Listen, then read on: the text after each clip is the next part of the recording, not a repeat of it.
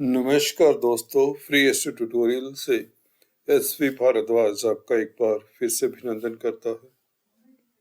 मिथुन वालों की चर्चा करेंगे दोस्तों। मिथुन राशि तथा लगन केतु राशि फल के तहत 2023 में केतु का प्रभाव कैसा रहेगा आप लोगों के लाइफ के ऊपर, जीवन के ऊपर। देखिए, पंचम स्थान में केतु का गोचर, जो कि दोस्तों विद्या बुद्धि का, संतान का भाव है। इस भाव में केतु किस तरह का फल देंगे, इसके ऊपर चर्चा करेंगे और विस्तार से जानेंगे। सटीक फलादेश देंगे आपको। और जैसा कि आप देख रहे हैं, लेफ्ट हैंड साइड में शुक्र, बुध इत्यादि का गोचर भी दिखाया है। देखो दोस्तों, छाया ग्रह है केतु। आप लोगों को याद होगा, कुछ महीने पहले मैंने एक वीडियो बनाया था, केतु हुए राहु। जी हाँ दोस्तों, केतु अभी राहु के नक्षत्र में है, कहने का अभिप्राय, और यह जून तक राहु के नक्षत्र में रहेंगे। तो यह बहुत उत्तम स्थिति है आप लोगों के लिए, इसलिए क्योंकि आपके 11th हाउस में राहु गोचर कर रहे हैं। तो केतु का फल उस नजर से भी देखा जाएगा, क्योंकि अगर केतु राहु के नक्षत्र में है तो कहीं ना कहीं राहु का प्रभाव भी केतु दिखाएंगे। और राहु 11th हाउस में क्रूर ग्रह हैं, राहु भी छाया ग्रह हैं, और 11वें घर में राहु कमाल करते हैं, अकल्पनीय लाभ की स्थितियां बनाते हैं। मेष राशि में 11वें घर में आपके राहु का गोचर है, और केतु भी अभी जून तक एटलीस्ट राहु के नक्षत्र में रहेंगे। और उसके पश्चात केतु का नक्षत्र चेंज हो जाएगा, वह भी बेहतर होगा। राहु के बाद यह गुरु के नक्षत्र में गोचर करेंगे, और गुरु की राशि में तो वैसे ही केतु उच्च के होते हैं। धनु राशि में केतु उच्च का फल देते हैं। इसी तरह से कुछ ज्योतिषविद, देवज्ञ, मर्मज्ञ जो भी हैं, हमारे एस्ट्रोलॉजर्स, वह वृश्चिक राशि में भी केतु को उच्च का बताते हैं। जो भी केस हो, मैंने ये पाया है दोस्तों, वृश्चिक में और धनु दोनों में ही केतु शुभ फलदायी होते हैं। तो उसके पश्चात भी, जून के पश्चात भी जब यह गुरु के नक्षत्र में होंगे तो केतु का फल अच्छा ही रहेगा। जहां तक केतु के डिटेल में प्रभाव को जाने तो अभी फिलहाल देखें त्रिकोण में, जैसा कि मैंने पिछले वीडियोस में भी बताया, इन ग्रहों का अपनी कोई राशि नहीं, कोई भाव नहीं। जहां जाएंगे छाया है बेसिकली, वहां उसी का ही तो प्रभाव देंगे। तुला राशि में है तो तुला राशि के मालिक शुक्र हैं, तो शुक्र का ही तो फल देंगे केतु। और इस अवधि में केतु किसी बड़े ग्रह से दृष्ट भी नहीं है। मोटे तौर से तो केतु का जो फल होगा वह शुक्र के अनुरूप होगा। और शुक्र ऐसे ग्रह हैं जो ज्यादातर गोचर की बात कर रहे हैं दोस्तों, 12 भावों में से 10 भावों में अच्छा फल देते हैं। 2 भाव हैं, 6th भाव और 7th भाव, जिसमें गोचर में शुक्र अच्छा फल नहीं दे पाते। तो केतु का गोचर भी शुक्र के हिसाब से देखा जाए तो अच्छा ही रहेगा साल भर। नक्षत्रों की दृष्टि से देखा जाए तो भी अच्छा रहेगा। तो चलिए डिटेल में विश्लेषण करते हैं, जानते हैं शुक्र कब कब अच्छे हैं, ताकि हमें वह कौन से महीने हैं जब आपको शुभ फल मिलेगा। आपको वह तरीके, वो महीने डेट वाइज बता देते हैं, ताकि आप उनको ध्यान में रखें। और जब भी कोई इंपॉर्टेंट कार्य करना होता है, कोई इन्वेस्टमेंट करनी है, कोई शुभ कर्म करना है, कोई परचेजिंग करनी है, कोई मकान परचेज करना है, कोई वाहन परचेज करना है, कोई ज्वेलरी में इन्वेस्ट करना है, किसी तरह का भी कोई बिजनेस शुरू करना है, तो इस अवधि में अगर शुरू करते हैं तो आप लाभान्वित होते हैं, और अकस्मात ढंग से लाभान्वित होते हैं। क्योंकि राहु और केतु एक ऐसे ग्रह हैं जो अचानक से आपको ऊंचाइयां दे देते हैं, और इनका ये भी स्वभाव है, ये अचानक से गिराने में भी बहुत माहिर हैं। तो इसलिए जब भी खासकर जिन लोगों की केतु की राहु की दशाएं होती हैं, तो मेरा कहना ये रहता है दोस्तों कि आप लोगों को सतर्क रहकर ही चलना चाहिए और जल्दबाजी में कोई एक्शन नहीं लेना चाहिए। खासकर विद्या बुद्धि के स्थान पर है तो आप लोगों को एडवाइस करता हूं दोस्तों, जब भी जिन लोगों की खासकर केतु की महादशा अंतरदशा है, उन्हें रिस्की कार्य या शॉर्टकट के मेथड्स अप्लाई करने ही नहीं चाहिए। फिर भी अगर योगा योग 100% शुभ हैं, केतु आप लोगों की कुंडली में अच्छी स्थिति में हैं, तो आप गोचर को मध्य नजर रखते हुए, जैसा कि पंचम स्थान में केतु बहुत भले हैं, कोई दिक्कत की बात नहीं। हाँ, एक आध एरिया से कहां से दिक्कत हो सकती है उसकी बात भी करते हैं। पहले हम जानते हैं शुक्र कब कब कहां पर होंगे, और यह है केतु कौन से महीनों में आपके लिए राजयोग कारक होंगे। देखिए, शुक्र जनवरी तक तो अष्टम स्थान में रहेंगे, 22 जनवरी तक। तो इस स्थिति में 22 जनवरी तक आपको कोई बड़ी इन्वेस्टमेंट नहीं करनी चाहिए, किसी के साथ कमिटमेंट नहीं करनी चाहिए।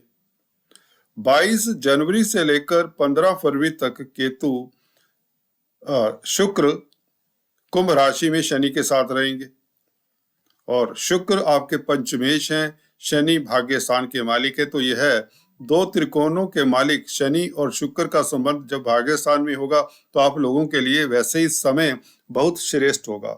इस अवधि में केतु भी शुक्र का ही फल देंगे, और केतु पंचम दृष्टि से शुक्र और शनि को भी देखेंगे। तो क्या होगा? तो दोस्तों, यह डबल राजयोग बन जाता है। एक तो शनि और शुक्र की बदौलत भाग्य स्थान में, भाग्य स्थान के मालिक, और दूसरे शुक्र भी साथ में, और केतु की दृष्टि। अगर केतु का कहीं ना कहीं प्रत्यंतर है, अंतर है, दशा है, और शुक्र शनि का भी कहीं ना कहीं अंतर प्रत्यंतर है किसी का महादशाओं में, तो आप लोगों के लिए बेहतरीन समय होगा। कुछ भी बड़ा काम करना चाहें इस अवधि में कर सकते हैं, इन्वेस्टमेंट करना चाहें आप लाभान्वित होते हैं। इसी के साथ केतु दोस्तों शुक्र 11 मार्च से मेष राशि में भी आ जाएंगे, जो कि राहु के साथ होंगे 11वें घर में शुक्र, और केतु को देखेंगे। 11वें भाव में पंचमेश का बैठना अचानक से लाभ के योग बनते हैं। तो केतु का फल इस नजर से देखें तो ज्यादा स्टीक आपको फल मिलता है। 100% स्टीक तो नहीं कह पाएंगे, बिकॉज 100% कुछ भी नहीं होता। 90% तक मैं आपको बताना चाहूंगा कि ये फलादेश देखने की जो रीति है, जो स्थिति है, वह बहुत उत्तम है, बहुत स्टीक रहती है। तो ऐसे में आपको क्या देखना है, शुक्र कहां पर है? शुक्र 11 मार्च से लेकर 5 अप्रैल तक लाभ भवन में राहु के साथ होंगे। राहु तो वैसे ही कैटालिस्ट है, वह तो इंतजार करते हैं कोई ग्रह इनकी ग्रिप में आए और उसको या तो मसल दें या उसको 4 चांद लगा दें। देखिए, राहु के साथ कोई भी ग्रह बैठेगा तो राहु या तो, देखिए, राहु ने अपना प्रभाव देना है, या तो उस ग्रह का अशुभ फल मिलेगा राहु के साथ, जैसे कि चंद्रमा सूर्य इत्यादि बैठे तो ग्रहण लगाने में बाज नहीं आते राहु केतु। तो शुक्र के साथ होंगे तो यदा कदा एक्स्ट्रा मैरिटल टेंडेंसीज भी डेवलप करते हैं। शुक्र वासना है बेसिकली। तो आपको इस अवधि में इस एंगल से भी स्त्री वर्ग से कार्यस्थल पर डिस्टेंस बनाकर रखना चाहिए। कोई आरोप प्रत्यारोप ना लगा दे अगर आपके शुक्र कमजोर हैं, खासकर तब।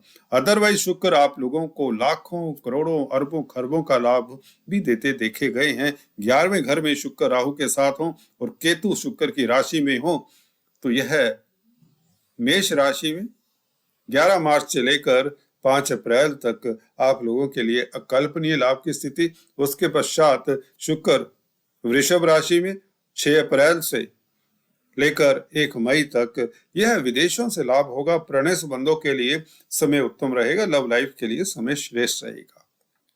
तो यहाँ पर आप सोच रहे होंगे ये तो शुक्र के गोचर का फल है। जी नहीं, केतु भी इसी तरह का फल देंगे, परंतु केतु नमक मिर्च लगाकर 100% बढ़ाकर फल देंगे। साफ लफ्जों में कहें, छाया ग्रह हैं, इनका काम होता है कैटलिस्ट का कार्य करना।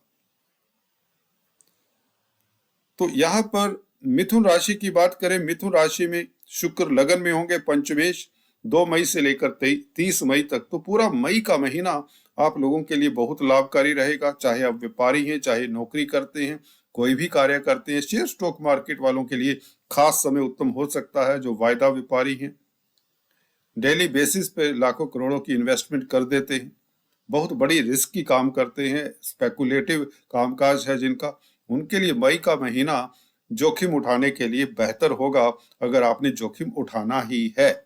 परंतु अपनी दशाएं जरूर चेक कर ली। जी हाँ दोस्तों, आपको बिना अपनी दशाएं चेक किए आपको बड़ा रिस्क गोचर के अनुरूप ही नहीं लेना चाहिए। जरूर यह मैं कहना चाहूंगा कि शुक्र जब लगन में है तो शुभ फलदायी होंगे।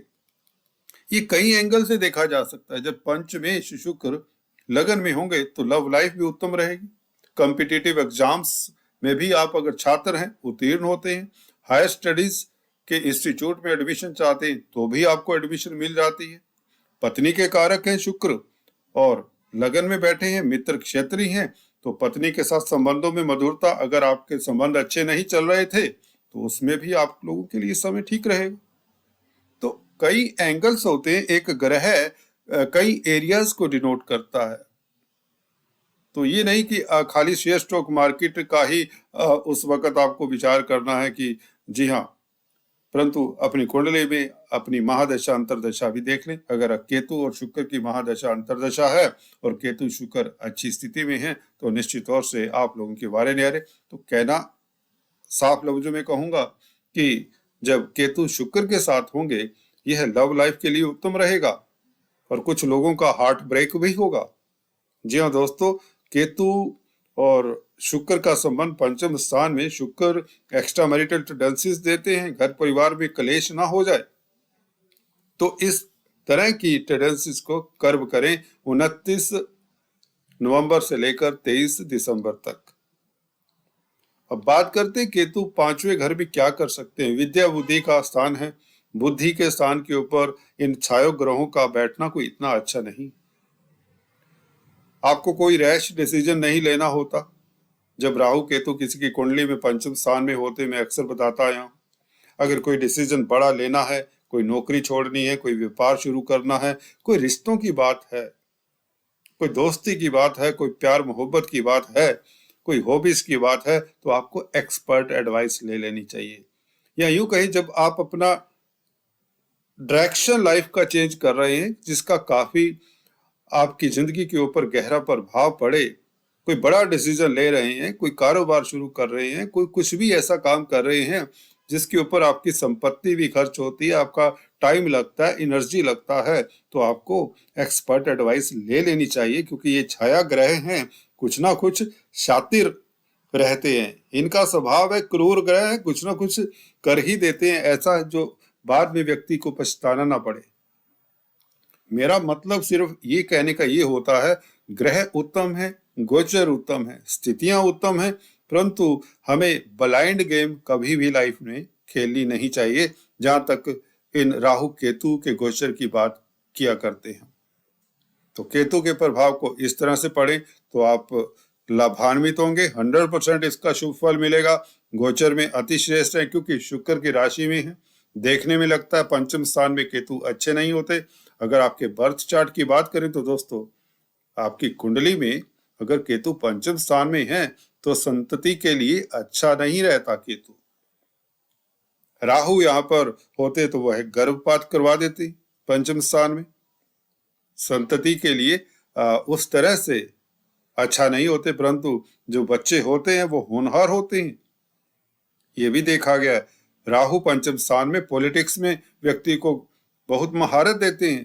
केतु यहाँ पर देखिए आपको थोड़ा सा धार्मिक बना देते हैं। पंचम स्थान में धर्म कर्म के कामों में आपकी रुचि, एस्ट्रोलॉजी में, तंत्र मंत्र में, पराविद्याओं से आपको लाभ भी होता है। कुल मिलाकर केतु जन्म कुंडली में अच्छे नहीं है, गोचर में अभी अच्छे। तो नतीजे पे हम ये पहुंचे, कंक्लूड करें, अगर आपको इसका वो बताएं निचोड़, अगर आपकी जन्म कुंडली में 5वें घर में केतु बैठे हैं तो वो इतना उत्तम स्थिति नहीं माना जाता, भले वह किसी भी राशि में उच्च के ही क्यों ना हो। हाँ, उच्च की इतना दिक्कत नहीं देंगे। संतान अच्छी हो सकती है, इंटेलिजेंट हो सकती है, संतान का घर है, आपकी बुद्धि को कहीं ना कहीं तो भ्रमित करेंगे ना। So that is it. और अभी फिलहाल गोचर में अच्छे हैं, तो आपको यहाँ पर धन लाभ, जैसे जैसे उपरोक्त बताया, शुक्र का गोचर जब जब शुभ होगा तब तक यह केतु बहुत अच्छा फल देंगे। भाग्य स्थान के ऊपर दृष्टि केतु की, लाभ स्थान के ऊपर दृष्टि और लगन के ऊपर, राशि के ऊपर दृष्टि, ये तीनों ही दृष्टि शुभ हैं। भाग्य स्थान के ऊपर दृष्टि, आप लोगों को इस वक्त, इस साल 2023 में विदेशों से शुभ समाचार मिले। इंपोर्ट एक्सपोर्ट का बिजनेस करते हैं तो उसमें लाभान्वित हो। 11वें घर के ऊपर दृष्टि तो कमाल ही करेगी, आपकी इच्छाएं पूर्ण करती हैं। और लगन के ऊपर दृष्टि, ये आपकी प्यास बढ़ाती है। प्यास इन द सेंस आपको महत्वाकांक्षी बना देती है दृष्टि।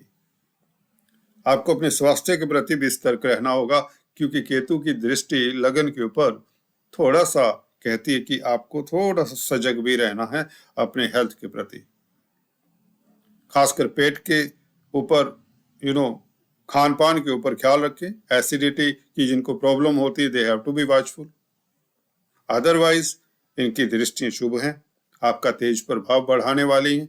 लगन के ऊपर दृष्टि, आप मिस्टीरियस हो जाते हैं, कम बोलने वाले हो जाते हैं और बुद्धिमान भी हो जाते हैं, जिसके चलते आपको पद प्रतिष्ठा सब कुछ मिलता है। यह केतु का प्रभाव आपको ऊंचाइयां देने वाला है। कुल मिलाकर गोचर केतु का उत्तम है, क्योंकि शुक्र का जो प्रभाव है वो ज्यादातर उत्तम होता है पूरे साल भर। तो इसलिए केतु आप लोगों के लिए राजयोग कारक है। वैसे भी जून तक राहु के नक्षत्र में है, तत्पश्चात गुरु के नक्षत्र में है। तो कार्यस्थल पर जिनकी केतु की महादशा अंतरदशा है, आपको ऊंचाइयां मिले, प्रमोशन मिलने के योग बने, और लाभ तो निश्चित तौर से अकल्पनीय बेहतरीन स्थिति राहु के नक्षत्र में, खासकर जब तक 26 जून तक रहेंगे तब तक तो आप लोगों को धन की कमी तो ना होगी। सो ऑल द बेस्ट दोस्तों। प्लीज कमेंट और कैसी लगी वीडियो, और नेक्स्ट क्या देखना चाहते हैं राहु केतु के बारे में जरूर बताइए। आपके जेन्युइन कमेंट्स का मैं जरूर आंसर देता हूं। तब तक के लिए stay tune. Thanks for watching this video.